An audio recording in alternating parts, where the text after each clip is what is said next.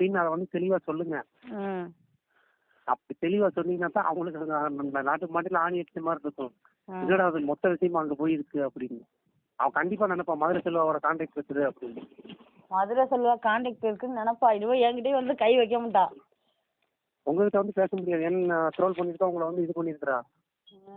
அது மட்டும் இல்லாம கமெண்ட்ல கேக்குறாங்க, அடியே சுகந்திய பத்தி பேசுறியே, சுகந்திக்கு தெரிஞ்சா உன் நிலைமை என்ன ஆகும் தெரியுமாடி அப்படின்னு வந்து எல்லாம் கேக்குறாங்க. அதெல்லாம் அவளுக்கு தெரிஞ்சு ஆல்ரெடி தெரிஞ்சு போச்சு. அவ இப்ப வந்து கண்டென்ட் போட முடியாம முழிச்சுக்கிட்டு உட்காந்துருக்கிறா. தெரிஞ்சு போயிட்டா ஆல்ரெடி. அதெல்லாம் அவ தெரிஞ்சு என் சேனல் வாட்ச் பண்ணிட்டு இருக்கிறாள். அதுல போட்டிருக்கிறேன் நான் உங்க வீடியோவை. அதெல்லாம் பாத்துட்டான். இப்ப வந்து உங்களை ஏசி நிக்க முடியாம அவ பாய்ந்துட்டு இருக்கிறா. ஆனா இவகிட்ட போனா நம்மள பெரிய விஷயத்துல கோத்துட்டுருவான்னு பயந்து. ஆமா, போலீஸ் கேஸ் பெரிய பெரிய ரேஞ்சுக்கு போயிடும். இது வரைக்கும் அழகராஜ் கம்ப்ளைண்ட் கொடுக்கறத ஸ்டாப் பண்ணிட்டோம். செல்வா கம்ப்ளைண்ட் கொடுக்கறேன் படுத்து போலீஸார்கிட்ட படுத்து ஸ்டாப் பண்ணிட்டோம். வக்கீல் கூட படுத்து கேஸ வந்து இல்லாம பண்றதுக்கு பிளான் பண்ணிட்டோம். இப்ப நீங்க ஏதாவது முயற்சி போலீஸ் கேஸ் நீங்க ஏதாவது வேற ஏதாவது ஸ்டேஷன்ல வச்சு முயற்சி பண்ணா எப்படி இது பண்றது அப்படிங்கிற மாதிரி இருக்கப்போ நானும் ஆம்பளை நான் போய் கொடுத்தா எடுக்க மாட்டாங்க. எடுக்கிறதுக்கு லேட் ஆகும். நீங்க கொண்டு கொடுத்தா டபக்குன்னு எடுத்துக்குவாங்க. எடுத்துட்டு சுகந்தி விசாரணை கொடுத்தா ஒண்ணும் பண்ண முடியாது. ஏற்கனவே தேனி கவிதாவை வந்து ட்ரோல் பண்ணி போட்டு தேனி கவிதா போய் போலீஸ் ஸ்டேஷன்ல போய் கம்ப்ளைண்ட் பண்ணி அள்ளிநகர் ஸ்டேஷன்ல போய் கம்ப்ளைண்ட் பண்ணி அங்க போய் 2 நாள் உட்காந்துருந்து அங்க 3 பேர்த்துக்கு படுத்து எழுந்திரிச்சு வந்துட்டா. படுத்து எழுந்திரிச்சிட்டு வந்துட்டு தான் எனக்கு போன் பண்ணான். எனக்கு போன் பண்ணும்போது நான் சொன்னேன், அப்புறம் இவன் புதுசா 3 பேர்த்த படுத்து எழுந்திரிச்சு வந்து கேட்டுருக்குது அப்படின்னு. அதாவது இப்ப நான் வந்து சாதாரண ஒரு ஆளா இருந்தா கூட நான் சரி இது இருங்க சொல்லிக்கிறேன். தேனி சுகந்திய வந்து கூப்பிட்டு தேனி கவிதா முன்னாடி வச்சு விசாரிச்சுட்டு தேனி சுகந்தி நம்பர் 3 எட்டையும் வாங்கிட்டாங்களாமா. அங்க ஸ்டேஷன்ல 3 பேருமே வாங்கிட்டு நைட்டு வந்து சுகந்தி போன் பண்ணிருக்கிறாங்க.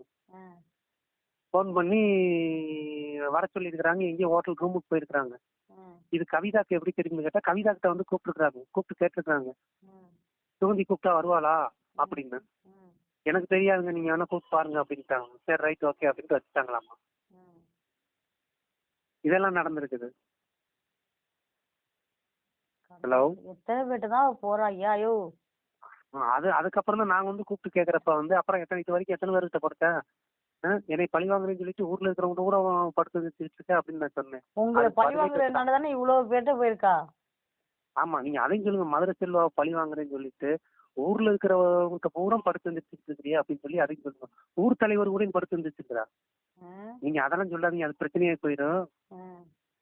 மதுரை செல்வா பழி வாங்குறேன்னு சொல்லிட்டு எத்தனை பேர்கிட்ட நீ படுத்து வந்துருச்சுன்னு எனக்கு தாண்டி தெரியும். அதான் நான் சொல்ல ஊர் தலைவர்கிட்ட படுத்ததுனாலதான்ப்பா அவன் ஏதோ ஒண்ணும் பண்ணல.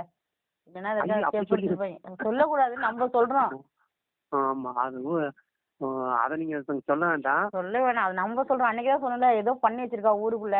அது எப்படி ஒரு ஊரே கேஸ் கொடுத்து ஒரு கேஸ் எடுக்கணும்னா அப்ப யாரோ பின்னால ஒரு ஆள் இருக்குது. ஒண்ணு போலீஸ்காரனா இருக்கணும், இல்ல ஊர்ல ஒருத்தனா இருக்கணும்.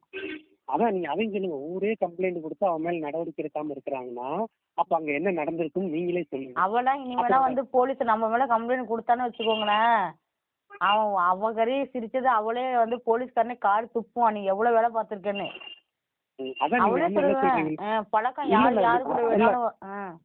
அதான் நீங்க என்ன சொல்றீங்கன்னா ஒரே சேர்ந்து கம்ப்ளைண்ட் கொடுத்து இன்னும் நடவடிக்கை எடுக்காம இருக்குன்னா அப்ப அங்க என்ன நடந்திருக்கும், இவன் எத்தனை பேர் கூட படுத்து இருங்க அங்க என்ன நடந்திருக்கு, இவன் எத்தனை பேர் கூட படுத்திருப்பான்னு நீங்களே யோசிங்க அப்படின்னு சொல்லணும். அதை தெளிவா சொல்லணும். அதாவது ஊரே சேர்ந்து கம்ப்ளைண்ட் கொடுத்து நடவடிக்கை அவன் மேல எடுக்கல அப்படின்னா அங்க என்ன நடந்திருக்கும், இவன்